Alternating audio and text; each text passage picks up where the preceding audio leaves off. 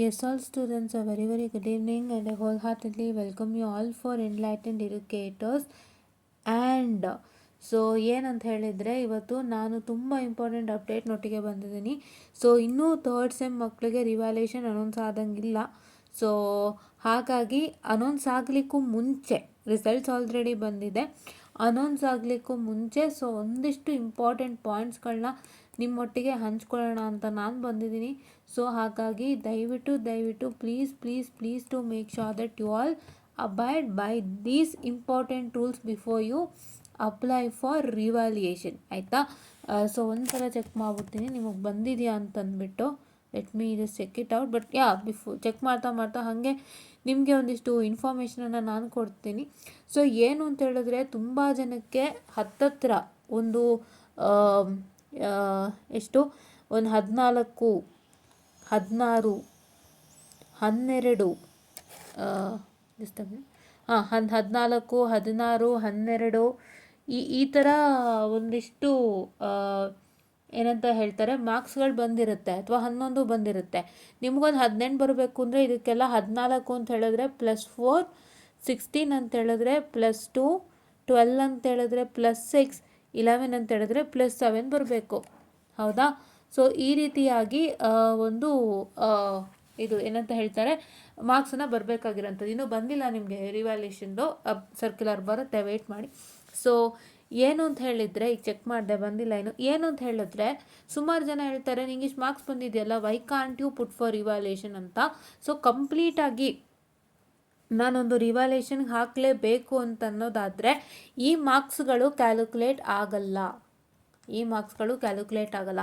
ದಯವಿಟ್ಟು ನಿಮ್ಮ ಮಾರ್ಕ್ಸಿನ ಮುಖಾಂತರ ಮತ್ತು ನಿಮ್ಮ ಪಾಸಿಂಗ್ ರೇಂಜ್ ಏನಿದೆ ಅದು ಬರಬೇಕು. ಅದಕ್ಕೋಸ್ಕರ ಎಷ್ಟು ಇದು ಕಟ್ ಆಫ್ ಇದೆ ಅಂದರೆ, ಈಗ ನಿಮ್ಗೆ ಎಷ್ಟೋ ಮಾರ್ಕ್ಸ್ ಬಂದಿದೆ, ಪಾಸಿಂಗ್ ರೇಂಜ್ ಬರೋಕ್ಕೆ ನನಗೆ ಇನ್ನೆಷ್ಟು ಮಾರ್ಕ್ಸ್ ಬರಬೇಕು, ಆ ಥರ ನೀವು ಕ್ಯಾಲ್ಕುಲೇಷನನ್ನು ಮಾಡಿಬಿಟ್ಟು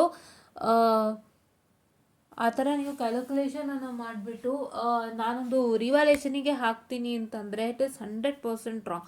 ದಯವಿಟ್ಟು ಅಂಥ ಕೆಲಸಗಳು ನೀವು ಮಾಡಬೇಡಿ, ಆಯಿತಾ? ಹಾಗೂ ನೀವು ಅದನ್ನು ಮಾಡಬೇಕು ಅನ್ನೋ ಹಾಗಿದ್ದರೆ ನೀವು ಒಂದ್ಸಲ ಚೆಕ್ ಮಾಡ್ಕೊಳ್ಳಿ ದ್ಯಾಟ್ ಇವಾಗ ಫಾರ್ ಎಕ್ಸಾಂಪಲ್ ಯಾರಿಗೋ 12 ಬಂದಿದೆ, ಇನ್ನು 6 ಮಾರ್ಕ್ಸ್ ಬರಬೇಕು. ಸೊ ಇನ್ನು 6 ಮಾರ್ಕ್ಸ್ ಬರಬೇಕು ಅಂದರೆ ನನಗೆ ಇನ್ನು 6 ಮಾರ್ಕ್ಸ್ ತಾನೇ ಕೊಡ್ತಾರೆ ಅಂತ ಥಿಂಕ್ ಮಾಡಬೇಡಿ. ಡೋಂಟ್ ಥಿಂಕ್ ದಟ್ ಇನ್ನು 6 ಮಾರ್ಕ್ಸ್ ತಾನೇ ವಿಲ್ ಗೆಟ್ ಇಟ್. ಅವ್ರು ಕೊಡ್ತಾರೆ ಎಲ್ಲರೂ ಒಂದು ಅಂತೆಲ್ಲರೂ 6 ಮಾರ್ಕ್ಸ್ ಕೊಡ್ತಾರೆ ಅಂತ don't think. It happens my luck but not really, ಆಯಿತಾ? ರಿಯಲ್ಲಾಗಿ ಆಗಲ್ಲ, ಎಲ್ಲರಿಗೂ ರಿಯಲಾಗಿ ಆಗಲ್ಲ, ಅದು ಲಕ್ಕೇನೆ, ಆಯಿತಾ? ನೀವು ಹೆಂಗೆ ಚೆಕ್ ಮಾಡಬೇಕು ಅಂದರೆ, ಇನ್ನು 6 ಮಾರ್ಕ್ಸ್ ಕೊಡೋಕ್ಕೆ ನನ್ನ ಹತ್ರ ಎಲ್ಲೆಲ್ಲಿದೆ ಅನ್ನೋದು ಚೆಕ್ ಮಾಡಬೇಕು. ಏನು ಎಲ್ಲೆಲ್ಲಿದೆ, ನಿಮ್ಮ ಒಂದು ಸ್ಟ್ರಾಂಗ್ ಪಾಯಿಂಟ್ಸ್ ಎಲ್ಲೆಲ್ಲಿದೆ ಅಂತ ಚೆಕ್ ಮಾಡಬೇಕು. ಸ್ಟ್ರಾಂಗ್ ಪಾಯಿಂಟ್ಸ್ ಅಂದ್ರೇನು, ನೀವು ಏನು ಬರೆದಿರ್ತೀರಾ ಅದು ಚೆಕ್ ಮಾಡಬೇಕು. Those are all your strong points. ನೀವೇನು ಬರೆದಿರ್ತೀರಾ that's all your strong point, and ಅದು ಎಲ್ಲೆಲ್ಲಿದೆ, ಆ ಸ್ಟ್ರಾಂಗ್ ಪಾಯಿಂಟ್ಸಿಂದಾಗಿ ನಿಮಗೆ 6 ಮಾರ್ಕ್ಸ್ ಬರೋಕ್ಕಿದೆ.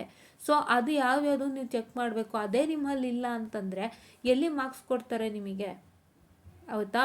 ಸ್ಟ್ರಾಂಗ್ ಪಾಯಿಂಟ್ಸ್ ಅಂದರೆ ನೀವು ಏನೇನು ಬರೆದಿರ್ತೀರೋ ಅದೇ, ನೀವು ಏನೇನು ಆನ್ಸರ್ ಬರೀತೀರೋ ಅವೆಲ್ಲ ಸ್ಟ್ರಾಂಗ್ ಪಾಯಿಂಟ್ಸು ನಿಮ್ಮ ಮಾರ್ಕ್ಸಿಗೆ. ನೀವು ಅದೇ ಪರ್ಫೆಕ್ಟ್ ಇಲ್ಲ, ನನಗೆ 6 ಮಾರ್ಕ್ಸ್ ಕೊಡೋಕ್ಕೆ ನನ್ನ ಹತ್ರ ಎಲ್ಲೂ ಜಾಗನೇ ಇಲ್ಲ, I don't have a strong points, I have not return in such a way that they will give extra 6 marks to me ಅನ್ನೋ ಥರ ಇದೆ ಅಂದರೆ not at all possible that you will get the marks, ಆಯಿತಾ? So first of all ಹೇಳ್ತೀನಿ, ಸುಮಾರು ಜನ ಹೇಳ್ತೀರಾ ನಾನು ರೈಟಾಗಿ ಬರೆದಿದ್ದೀನಿ ಮ್ಯಾಮ್ ಬಟ್ ನನಗೆ ಮಾರ್ಕ್ಸ್ ಕೊಡ್ತಾ ಇಲ್ಲ ಅಂತ. ಆ ಥರ ಯಾರ್ಯಾರೆಲ್ಲ ಹೇಳ್ತೀರಾ, ಫಸ್ಟು ನಿಮ್ಮನ್ನು ನೀವು ಸೆಲ್ಫ್ ಇವ್ಯಾಲ್ಯೂಯೇಷನ್ ಮಾಡ್ಕೊಳ್ಳಿ. ನಾನು ಪರ್ಫೆಕ್ಟಾಗಿ ಬರ್ದಿನ ಒಂದು ಸಲ ಸೆಲ್ಫ್ ಇವ್ಯಾಲ್ಯೂಯೇಷನ್ ಮಾಡ್ಕೊಳ್ಳಿ. ನೀವು ಸುಳ್ಳು ಹೇಳ್ತಾ ಇದ್ದೀರಾ ಅಂತ ನಾನು ಹೇಳ್ತಾ ಇಲ್ಲ, ಆಯಿತಾ? ಇವಾಗ ಆ ಥರ ಅಂದಾಗ ಏನಾಗುತ್ತೆ, ಮ್ಯಾಮು ನಮ್ಮನ್ನೇ ಸುಳ್ಳು ಹೇಳ್ತಿದ್ದಾರೆ ಅಂತ ಅನ್ಕೋತಾರೆ, ನಾವೇ ಬರ್ದಿಲ್ಲ ಅಂತ ಸುಮ್ಮನೆ ಹೇಳ್ತಿದ್ದಾರೆ, ನಾವು ಬರೀದೇ ಹೇಳ್ಬಿಡ್ತೀವ ಅಂತ ಅನ್ಕೋತಾರೆ. ಬಟ್ ಆ ಥರ ಅನ್ಕೋಬೇಡಿ, ಆ ಮೈಂಡ್ಸೆಟ್ ನಿಮಗೆ ಬೇಡವೇ ಬೇಡ.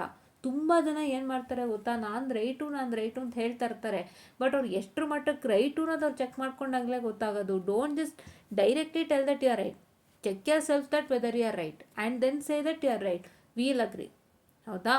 ಅದಕ್ಕೆ ನೀವು ಯಾರ್ಯಾರು ಹೇಳ್ತೀರಾ, ಕೆಲವರು ಕಾನ್ಫಿಡೆಂಟಾಗೂ ಹೇಳಿರ್ತೀರಾ, ಹೌದು ಒಪ್ಕೊಳ್ಳೋಣ, ಬಟ್ ಆದರೂ ಕೂಡ ಇನ್ಸ್ಪೈಟ್ ಆಫ್ ದಟ್ ನೀವು ಒಂದ್ಸಲ ಚೆಕ್ ಮಾಡ್ಕೊಳ್ಳಿ.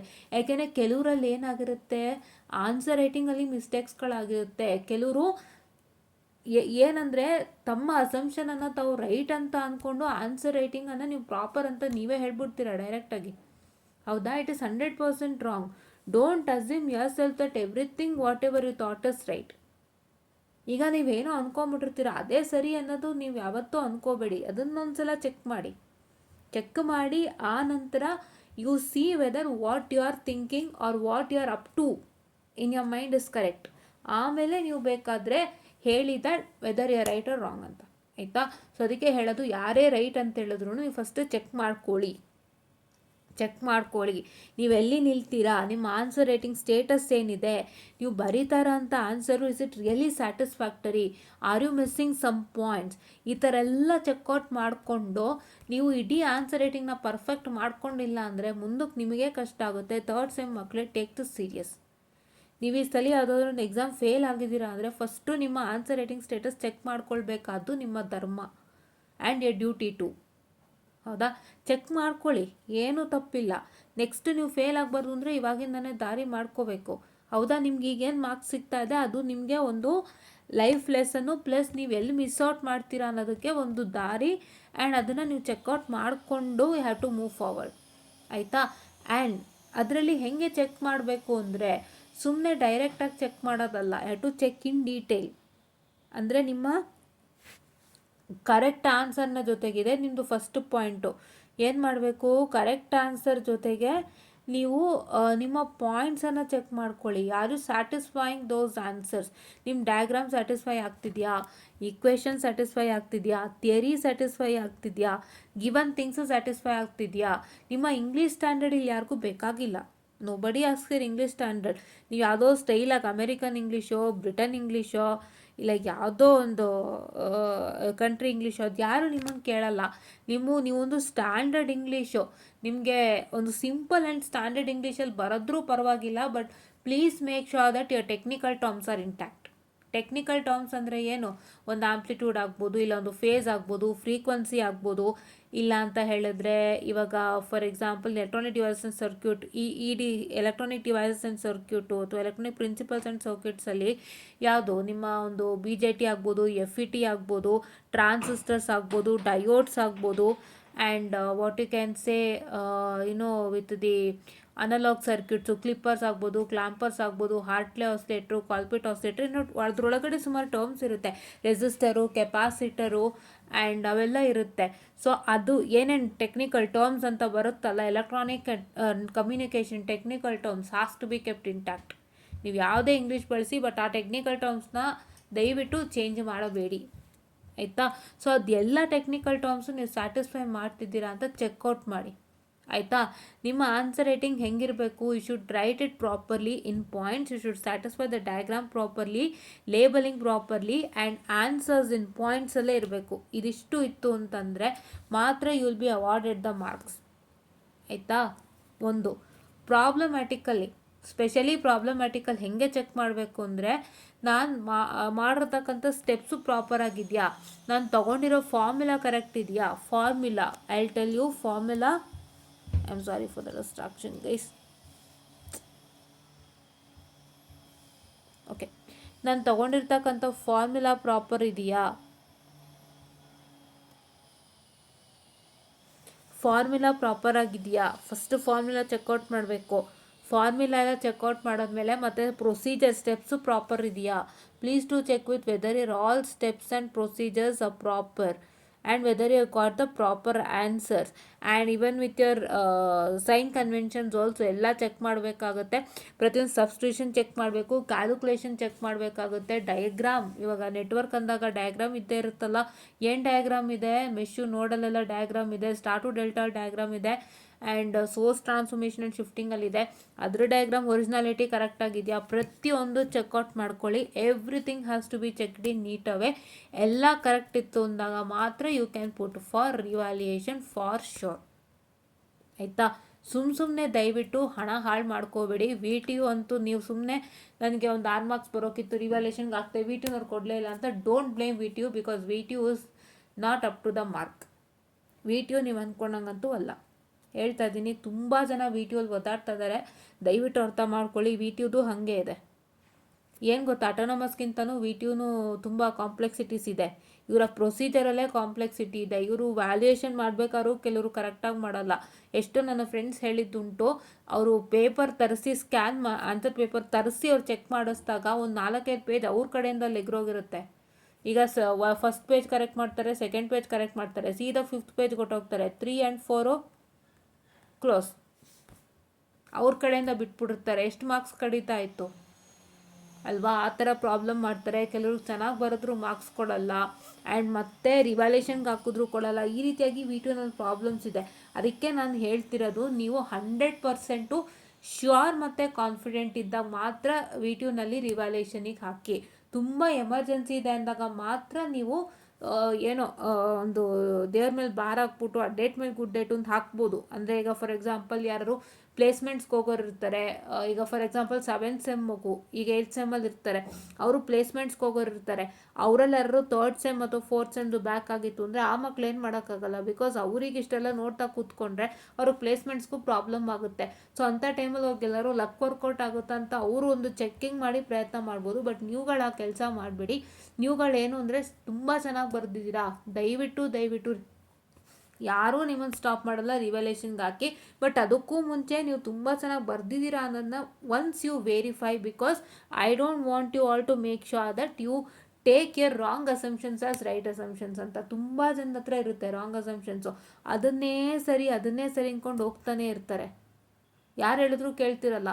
ನಾನು ಅಂದ್ಕೊಂಡಿದ್ದೆ ಸರಿ, ಇವ್ರೇನೋ ಹೇಳ್ತಿದ್ದಾರೆ ಹೋಗೋ, ನಾನು ಅಂದ್ಕೊಂಡಿದ್ದೆ ಸರಿ ಅನ್ನೋ ಥರ ಇರ್ತಾರೆ. ತುಂಬ ಜನ ಇರ್ತಾರೆ, ನಾನು ನೋಡಿದ್ದೀನಿ. ಅದೆಲ್ಲ ನೀವು ಬಿಡಬೇಕು ಅಂದರೆ ಫಸ್ಟ್ ಒಂದು ಸಲ ಚೆಕ್ ಮಾಡ್ಕೊಳ್ಳಿ. It is my humble and kind request. ನಾನು ಏನಕ್ಕೆ ಇಷ್ಟೊಂದು ಹೇಳ್ತಿದ್ದೀನಿ ಅಂದರೆ, have all seen in my life, ಆಯಿತಾ?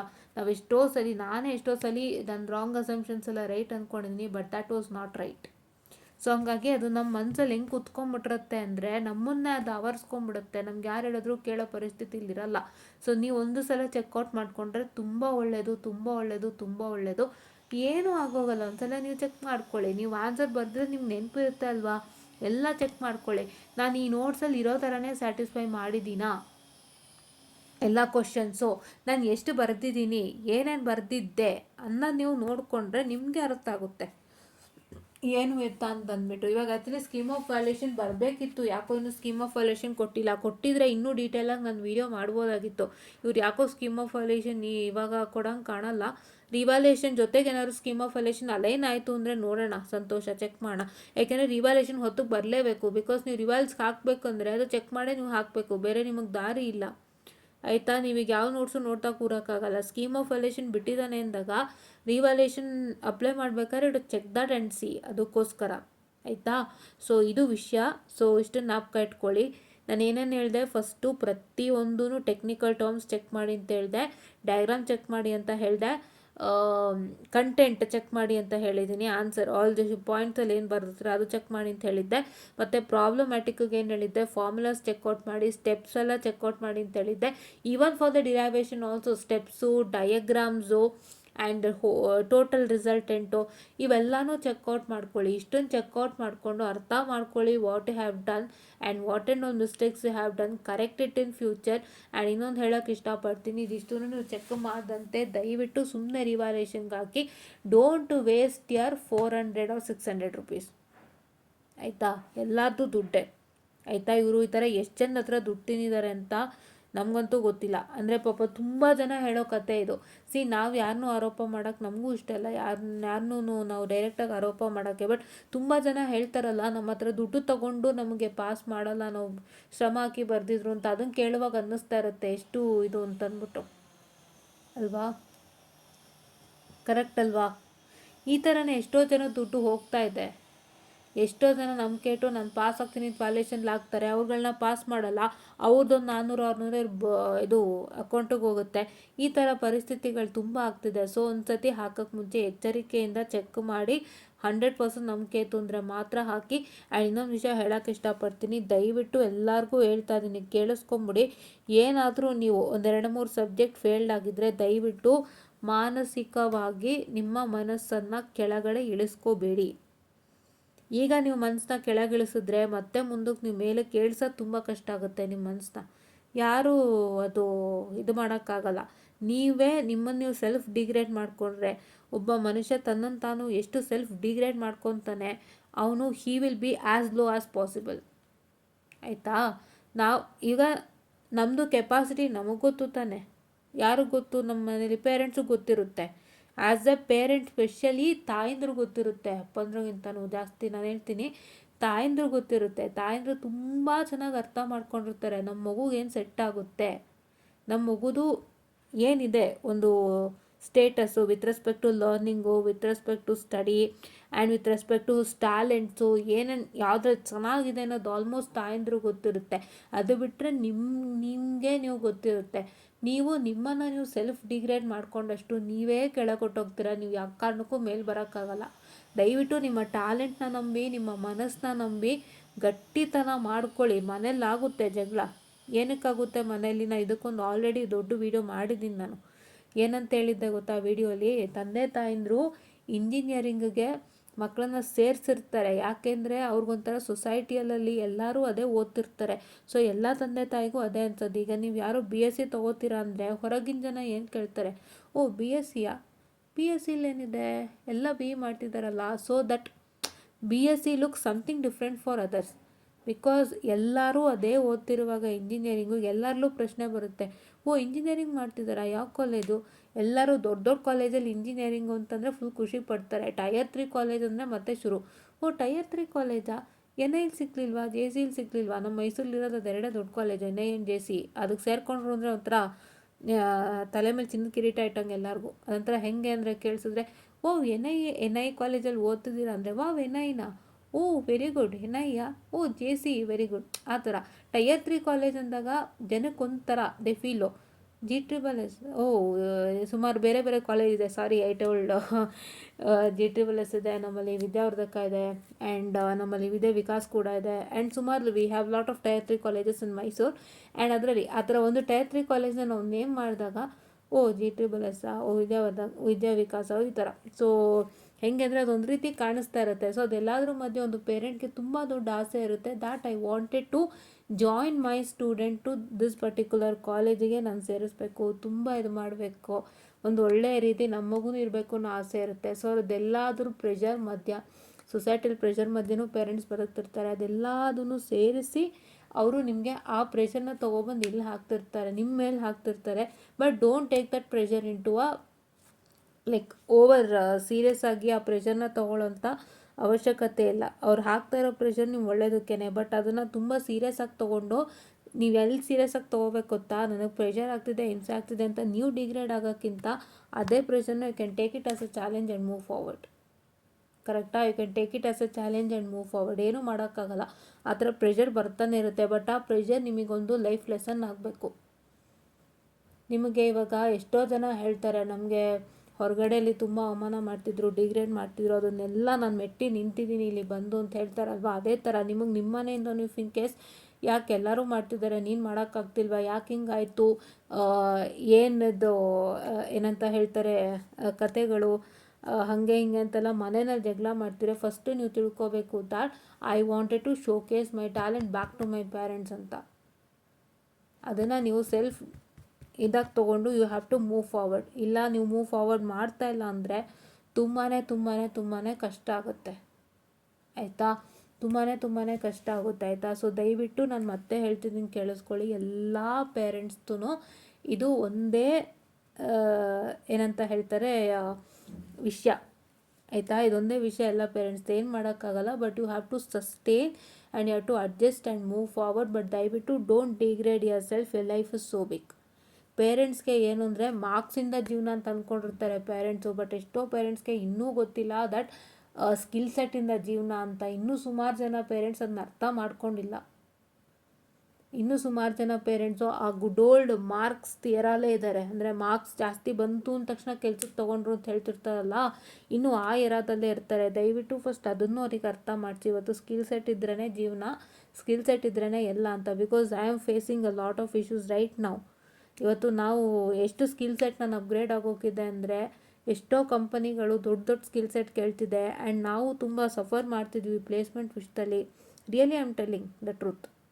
ಇವತ್ತು ನಾನು ಎಷ್ಟು ಜಾಬ್ಗೆ ಅಪ್ಲೈ ಮಾಡ್ತಿದ್ದೀನಿ ಅಂದರೆ literally I don't know, they say that we are moving with other candidates. ನಾನು ಅಂದನ್ನು ಯಾಕೆ ಸತ್ಯಾಂಶ ಒಪ್ಕೋತಾ ಇದ್ದೀನಿ ಅಂತಂದರೆ ನನ್ನ ಮಾರ್ಕ್ಸು ಕೂಡ ಲೆಕ್ಕಕ್ಕೆ ಬರ್ತಿಲ್ಲ.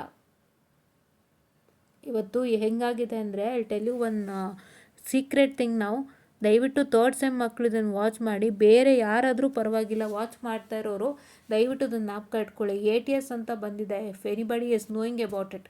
ATS stands for application tracker system.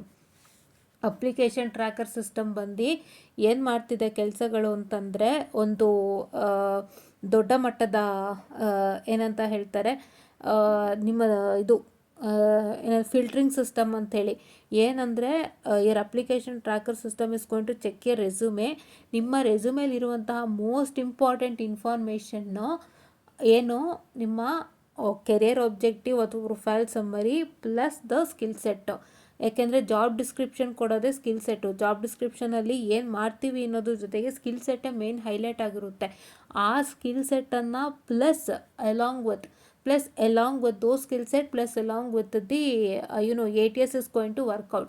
ATS ಏನು ಮಾಡುತ್ತೆ, ನಿಮ್ಮ ಜಾಬ್ ಡಿಸ್ಕ್ರಿಪ್ಷನ್ಲಿ ಬರೋಂಥ ಸ್ಕಿಲ್ ಸೆಟ್ಸ್ನೆಲ್ಲ ಸ್ಕ್ಯಾನ್ ಮಾಡುತ್ತೆ, ಪ್ಲಸ್ ನಿಮ್ಮ ರೆಸ್ಯೂಮೇನಲ್ಲಿರ್ತಕ್ಕಂಥ ಸ್ಕಿಲ್ ಸೆಟ್ಟು ಪ್ಲಸ್ ಕೆರಿಯರ್ ಆಬ್ಜೆಕ್ಟಿವನ್ನು ಚೆಕ್ ಮಾಡುತ್ತೆ. ಎರಡು ಮ್ಯಾಚ್ ಆಗ್ತಿದೆ ಅಂದರೆ ಮಾತ್ರ ನಿಮ್ಮ resume it will move forward. Everything is handled by ATS ನಾವು.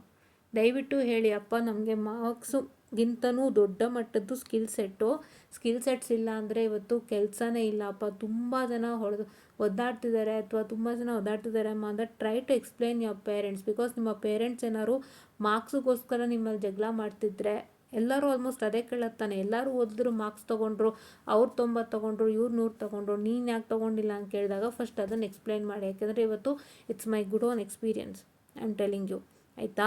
ನಾವೇನಕ್ಕೆ ಶೇರ್ ಮಾಡೋದು ಅಂದರೆ ಇನ್ನೊಬ್ರಿಗೂ ಗೊತ್ತಾಗಲಿ ಅಂತ. ಬಿಕಾಸ್ ತುಂಬ ಜನ ಅಂತಾರೆ ಈಸಿಯಾಗಿ ಕೆಲಸ ಸಿಕ್ಬಿಡ್ತು, ನಿಮಗೆ ಯಾಕೆ ಸಿಕ್ಕಿಲ್ಲ ಅಂತ ಕೇಳೋರು ತುಂಬ ಜನ ಇದ್ದಾರೆ. ಬಟ್ ನಾನು ಹೇಳಲ್ಲ, ಇವತ್ತು ಕೆಲಸ ಸಿಗೋದು ಇವತ್ತಿನ ಮಾರ್ಕೆಟಲ್ಲಿ ತುಂಬ ಕಷ್ಟ ಇದೆ.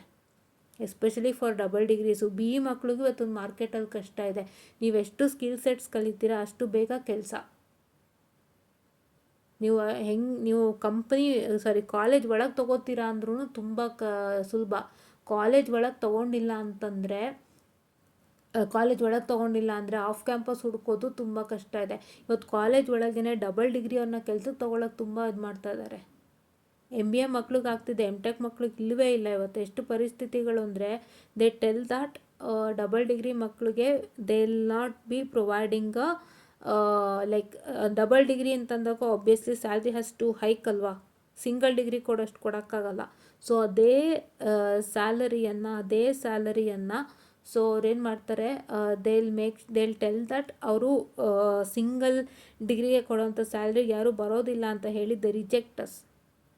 ಹೆಂಗೆ ರಿಜೆಕ್ಟ್ ಮಾಡ್ತಿದ್ದಾರೆ ಅಂದರೆ ಡಬಲ್ ಡಿಗ್ರಿಗೆ we to give more salary, single degree ಮಕ್ಕಳು ಸ್ಯಾಲ್ರಿಗಂತೂ ಡಬಲ್ ಡಿಗ್ರಿ ಅವ್ರು ಬರಲ್ಲ. This is what is the reason they are telling. And if you even don't have a single skill set and if you give it to the company, ATS ಏನು ಮಾಡುತ್ತೆ, ನಿಮ್ಮ ಹತ್ರ skill set ಇಲ್ಲ ಅಂದರೆ 100% rejection and it gives you a mail that we are moving with other candidates. So ಇಷ್ಟೆಲ್ಲ ಸಮಸ್ಯೆಗಳಿದೆ. ನಾನು ಯಾಕೆ third sem ಮಕ್ಕಳಿಗೆ ಸ್ಪೆಸಿಫಿಕ್ ಇದು ಮೆನ್ಷನ್ ಮಾಡ್ತಿರೋದು ಅಂದರೆ ನಿಮಗೀಗ ದಿ ಬೆಸ್ಟ್ ಟೈಮ್ ಅರ್ಥ ಮಾಡ್ಕೊಳ್ಳಿ. ಇವತ್ತೊಂದು ಮಾರ್ಕೆಟಲ್ಲಿ ಈ ಸಮಸ್ಯೆ ಇದೆ, ಸ್ಕಿಲ್ ಸೆಟ್ ಇಲ್ಲದೆ ಇವತ್ತು ಯಾರಿಗೂ ಕೆಲಸ ಆಗ್ತಿಲ್ಲ. ಸೊ ನೀವೇನು ಮಾಡಬೇಕು, ಟೆಕ್ಸ್ಟ್ ಬುಕ್ಕು, ನೋಟ್ಸು, ನನ್ನ ಸಿಲಬಸ್ಸು, ನನ್ನ ಸಬ್ಜೆಕ್ಟ್ಸು ಅಂತ ಓವರಾಗಿ ಥಿಂಕ್ ಮಾಡೋಕ್ಕಿಂತ ಜಾಣ್ತನದಿಂದ ಸ್ಕಿಲ್ ಸೆಟ್ಟು ಪ್ಲಸ್ ಏನಂತ ಹೇಳ್ತಾರೆ ಈ ಇಡೀ ಕರಿಕ್ಯುಲಮ್ ಬ್ಯಾಲೆನ್ಸ್ ಮಾಡೋದು ನಿಮ್ಮ ಕೈಯಲ್ಲಿದೆ. ಯೋಚನೆ ಮಾಡಿ. ಆ್ಯಂಡ್ ಇದನ್ನು ಬೇರೆ ಯಾರಾದರೂ ಕೂಡ ನೋಡ್ಬೋದು. ಇವಾಗ ಯಾರು ರಿಸಲ್ಟ್ಸ್ ಬಂದಿರೋ ರಿವಲ್ಯೂಷನ್ಗೆ ಹಾಕೋರಿದ್ದೀರಾ ಅಂದರೆ ಅವರು ಕೂಡ ನೀವು ಚೆಕ್ಔಟ್ ಮಾಡ್ಕೋಬೋದು. ಇದರಲ್ಲಿ ಅದಕ್ಕೂ ಕೂಡ ನಾನು ವಿಷಯಗಳನ್ನ ತಿಳಿಸ್ಕೊಟ್ಟಿದ್ದೀನಿ. ಯಾಕೆ ಅಂದರೆ ನಿಮಗೆಲ್ಲ ಗೊತ್ತಾಗಬೇಕು. ಸುಮಾರು ಜನ ಅನ್ಕೋತಾರೆ ಮಾರ್ಕ್ಸೇ ಜೀವನ, ನನ್ನ ಟೆಕ್ಸ್ಟ್ ಬುಕ್ಕೇ ಜೀವನ. ಈಗೇನು ನಮಗೆ 8 ಸೆಮಿಸ್ಟ್ರ್ ಇದೆ, ಅದನ್ನು ನಾನು ಚೆನ್ನಾಗಿ ಮಾಡಿಬಿಟ್ರೆ ಓದ್ಬಿಟ್ರೆ ನನ್ನ ಕೆಲಸ ಅಂತ ಅಲ್ಲ.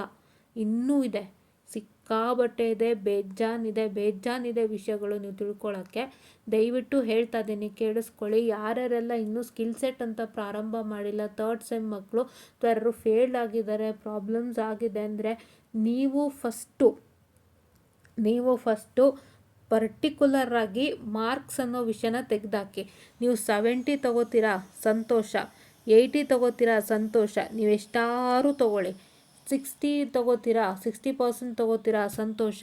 ನೀವು ಎಷ್ಟಾದರೂ ತೊಗೊಳ್ಳಿ. ಇವತ್ತು ನಾನು ಸತ್ಯ ಹೇಳ್ತಾ ಇದ್ದೀನಿ, 90 ತೊಗೊಂಡವ್ರೆಲ್ಲರೂ ಒಂದು ಕಡೆ ಆರಾಮಾಗಿ ಕೆಲಸ ಇಲ್ಲದೆ ಕೂತಿದ್ದಾರೆ. 60 ತೊಗೊಂಡವರೇ ಒಳಗೆ ಹೋಗಿದ್ದಾರೆ, ಯಾಕೆಂದರೆ they have a lot of skill set. ಆಯಿತಾ? Your marks is not 100% mattering you a lot. Your marks is just mattering you to enter into the company ಅಷ್ಟೇ. ಏನೂ ತೊಂದರೆ ಇಲ್ಲ.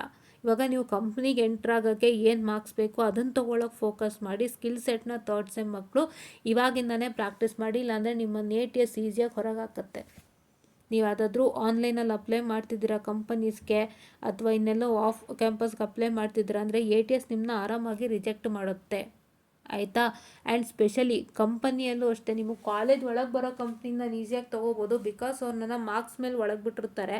ನಾನು ಆಪ್ಟಿಟ್ಯೂಡ್ ಅಟೆಂಡ್ ಮಾಡ್ಕೊತೀನಿ, ಆಮೇಲೆ ಟೆಕ್ನಿಕಲ್ ಅಟೆಂಡ್ ಮಾಡ್ಕೊತೀನಿ ಅಂತೆಲ್ಲ ನೀವು ಆರಾಮಾಗಿ ಹೇಳ್ಬೋದು ಅಲ್ವಾ? ನಿಮಗೆ ಕಾಲೇಜಲ್ಲಿ ಹೆಂಗಿರುತ್ತೆ, ಒಂದು ಕಂಪ್ನಿ 77 CGPA ಅಥವಾ 70% ಅಂತ ಕೇಳ್ತಿದೆ ಅಂದರೆ ನಿಮ್ಮನ್ನ ಕಾಲೇಜ್ ನೀವು ಅದಕ್ಕೆ ಎಲಿಜಿಬಲ್ ಇದ್ದೀರಾ ಅಂದರೆ ಒಳಗೆ ಬಿಡ್ತಾರೆ.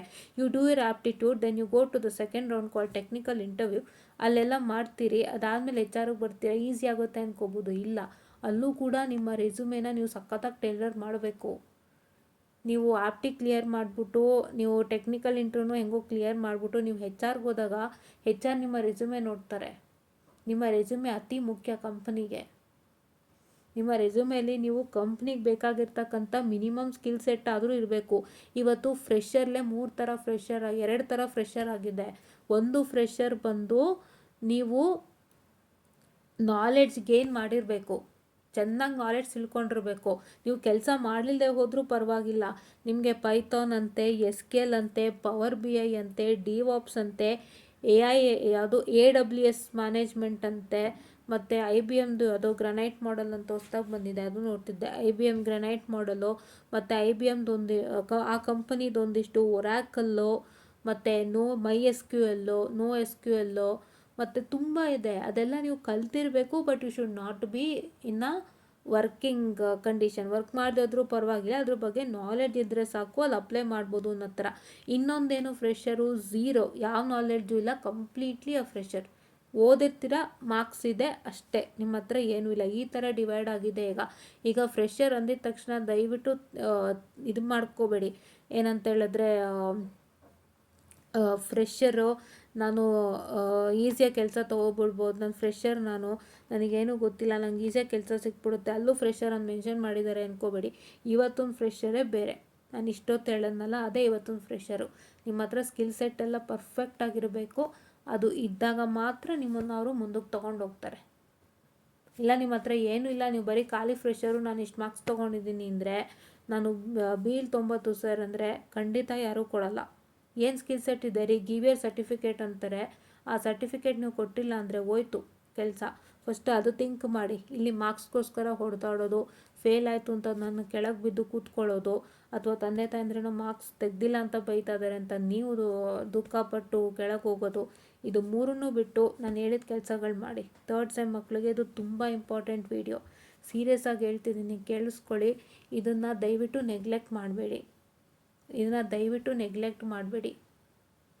ಆಯಿತಾ? ಆ್ಯಂಡ್ ನೀವು ಓದೋದ್ರಿಂದನೇ ಹೆಂಗೆ ಮಾಡಬೇಕು ಅಂತ ನೆಕ್ಸ್ಟ್ ಎಲ್ಲ ಡಿಸ್ಕಸ್ ಮಾಡೋಣ, ಅದಕ್ಕೂ ಒಂದು ದಿನ ತೊಗೋತೀನಿ.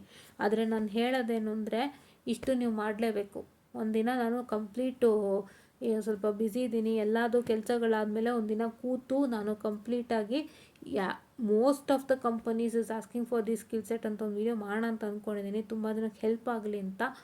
ಹಾಗಾಗಿ ಇದನ್ನು ಕರೆಕ್ಟಾಗಿ ಗಮನ ಇಟ್ಟು ಕೇಳಿಸ್ಕೊಂಡು, ಗಮನ ಇಟ್ಟು ಇದನ್ನು ಫಾಲೋ ಅಪ್ ಮಾಡಿ. Because I am facing the same problem. ನಂಗೆ ಅರ್ಥ ಆಗ್ತಿದೆ ಅಲ್ಲಿ ಒಳಗಡೆ, ಇವತ್ತು ಅರ್ಥ ಆಗುತ್ತೆ ನಮಗೆ, ಇದೆಲ್ಲ ಯಾರೂ ಹೇಳೋರು ಇರಲಿಲ್ವಲ್ಲಪ್ಪ ಅಂತ. ಅದಕ್ಕೆ ನಾನು ನಿಮಗೆ ಹೇಳ್ತಿದ್ದೀನಿ, ನೀವು ಇದನ್ನು ಇವಾಗಿಂದನೇ ಶುರು ಮಾಡಿ ಎಚ್ಚೆತ್ಕೊಳ್ಳಿ ಅಂತ. ಆಯಿತಾ?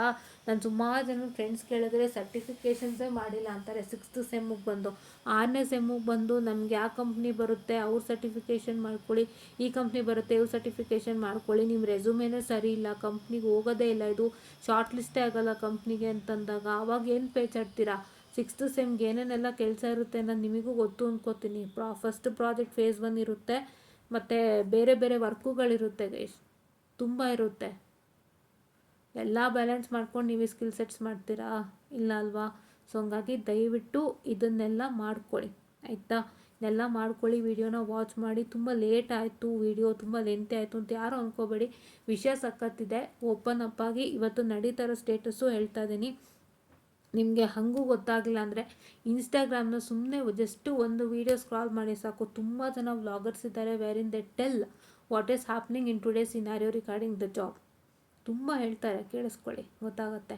ನಾನು ನಿಮಗಿದು ಅಪ್ಡೇಟ್ ಕೊಡ್ತಿರೋದೇನಕ್ಕೆ ಅಂದರೆ ನೀವು ಇವಾಗಿಂದ ಎಚ್ಚೆತ್ಕೊಂಡು ಒಂದು ಒಳ್ಳೆ ರೀತಿಯಿಂದ ಕೆಲಸ ತೊಗೊಂಡು ಮುಂದೆ ಬರಲಿ ಅನ್ನೋದಷ್ಟೇ ನಾನು ಹೇಳ್ತಿರೋದು, ಆಯಿತಾ? ಸ್ಕಿಲ್ ಸೆಟ್ಸ್ ಇಲ್ಲದೆ ಏನೂ ನಡೆಯಲ್ಲ.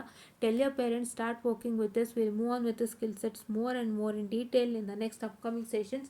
ಸೊ ನಿಮ್ಗೆ ಇವಾಗಿಂದನೇ ಗೈಡೆನ್ಸ್ ಕೊಡ್ತೀನಿ. I want to make sure that everybody gets in to a good position ಅಂತ ಹೇಳ್ತಾ ಥ್ಯಾಂಕ್ ಯು.